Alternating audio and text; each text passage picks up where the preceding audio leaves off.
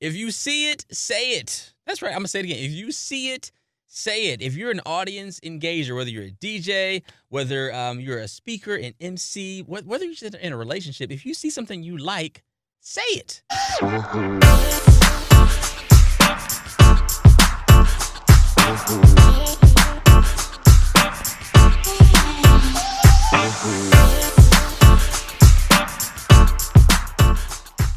All right, what's poppin'? Neil Hobson, Neil Time. Welcome to the One Goal Podcast, episode 13. It's all about the DJ. That's right. Now, even if you're not a DJ, you can still get some great value added to you, because this podcast is all about entrepreneurs, entertainers, and audience engagers, and give you some leadership tips on how you can take value and multiply it to others. How can I help you? You let me know. But we got some really cool things I'm going to share with you about my journey with DJing. And how I, went from DJing in my living room to DJing in front of, thousands and thousands and tens of thousands of people. And it's all glory to God. So a couple quick tips. First, got to shout out my future sponsor, Chipotle. Shout out to them. Make sure you head over to onegoalglobal.com. Grab yourself some fresh merch. Hit me up at Neely Time. You can follow me as well. So let's get down right to it. Like I said, you can take all these tips and apply them to life in general. So first tip. When you're DJing a party, you're DJing an event, you're DJing a gig, it could be weddings I've done small parties, small gatherings. I've done, stadiums and domes and arenas where you're like 25, 30,000 people as well. But some of these principles really stay the same because you're not just DJing, okay? People are not paying you just to do some cool tricks, right? They're paying you to engage with an audience. Even if you're not doing it for any money, you're still engaging with the audience. You're adding value to that situation. First thing you definitely want to do is research who your audience is, okay? You can look at some of the other videos for that. But secondly, you want to pace yourself, okay? In any race, you want to pace. In any race, you want to pace, okay? So when you start out with your favorite song and the hottest song that's out right now, and this one's going to get the crowd going, that's cool, but make sure you have a couple of songs in the cut just in case. Because you can start out and you're like, yo, let me hit that real quick. You do your thing, and you're like, oh, snap, the party's crazy. The crowd is going wild. And then 30 minutes, 45, an hour in, you're looking at your playlist, and you're like, oh, snap. I'm not sure if I got enough to last these 2, 3, 4 hours of DJing. So you always want to have some of those bangers in the cut. You know what the bangers are, the ones that are guaranteed to get any crowd moving. Don't play those all at once, okay? That's your first tip. Have some hot songs in the stash, in the cut, in the holster, just in case things start to lag a little bit and you need to take the audience to some place. The goal is to take your audience on a journey, not just to do you. Nobody wants to see all your cool tricks and see all your turntablists and beat juggling. And okay, cool. That's cool. That's nice, okay? If you can do that, and that's what the event calls for, do your thing, right?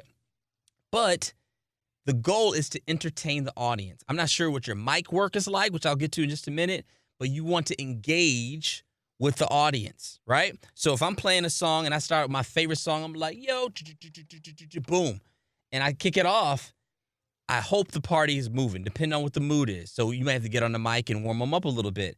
You playing that song, and then you take them to the next song, until you take them to the next song, and then when it gets to a certain point, you either have to keep them there, take them up higher, or let them down easy, right? The reason why you want to let anybody down easy is because maybe you're transitioning to a slower section, or maybe there's announcements coming up. It depends on what the event is. So generally, I want to take them from here to here to here, back them down a little bit to that mid-level, and then once it gets about, 3/4 of the way through, take them all the way to here, and then take them all the way to here. There's levels to it. You got to be strategic. You always have to have those songs in the holster just in case things start to lag, because I don't care how good you are. I don't care how long you've been DJing. I've been DJing for, 15, 16 years. Sometimes you're going to hit those pockets where it's just not happening. It's not hot at all. I'll tell you about a quick DJ story that I was DJing, and I thought that, I'm looking at the audience. I'm like, okay, this should be a good set. And I started DJing, and things are just not hitting. I'm talking the hottest songs you think, not hitting at all. I'm like, what do I do? So one thing I did was like, okay, first of all, Lord, help me. Okay, send up a couple of prayers. Secondly, I said, I have to engage with the audience, right? I got to get on the mic. That's Number 2, you got to have some mic work. Now, you may not be the best at being on the mic. You may not like it. You may be scared of it. You may not think it's even necessary.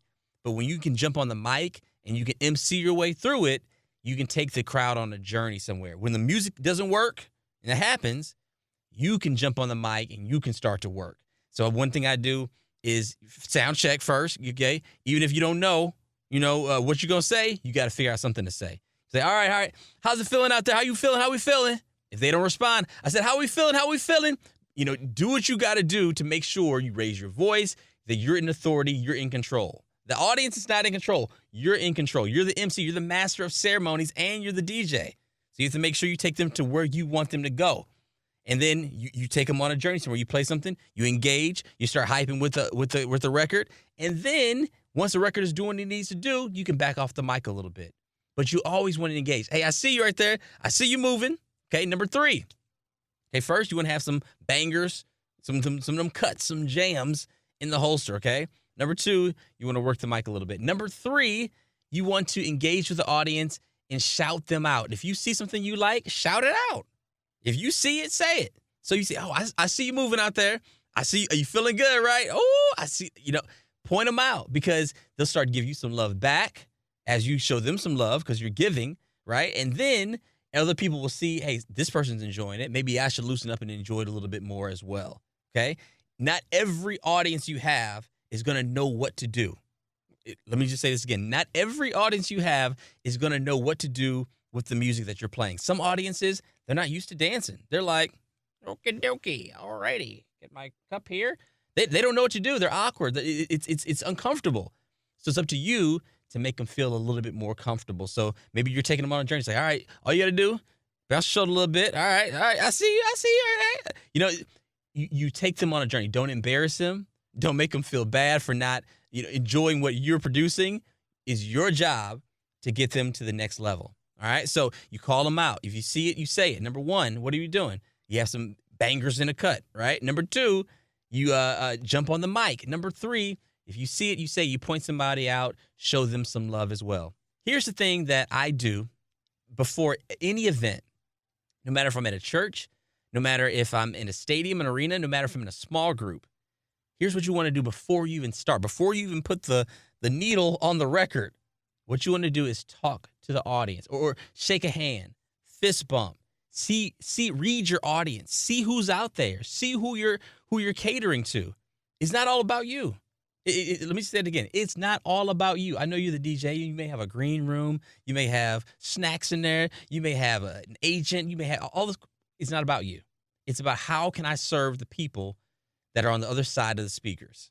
So you're getting out there and you're talking to people. Hey, how's it going? What's good? Okay, boom, boom.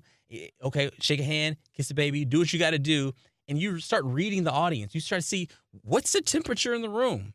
What does it feel like? What are they doing right now? And then you talk to the administrator, the director, whoever you're talking to beforehand, and say, hey, what's the goal of the night? Because sometimes your goal is to turn up. Your goal is to have a great time in the party. Sometimes their goal is to just play some background music. You want to know what the goal is. You want to talk to the audience, engage with them, read the room so you know which record to start out with.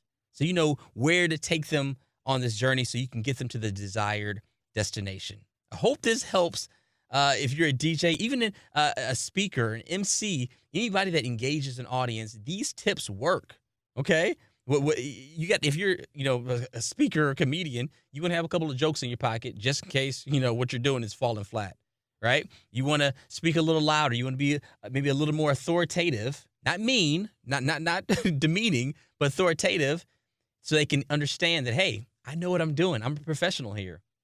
If you see something, you say it. You talk to the audience. You engage. You're not talking to a camera like I'm talking to you. You talk to the person. And number 4, you want to make sure that you're reading the audience. You're reading the room, and you're figuring out how can I serve them the best. I want to find out how I can serve you the best as well. Drop a comment. Let me know. Hit the subscribe button if you would. If you like it, click it. I appreciate you rocking with your boy Neely Time. This is the One Goal Podcast. Shout out to my future sponsor, Chipotle. I hope I added a little bit of value to your life. Neely Time.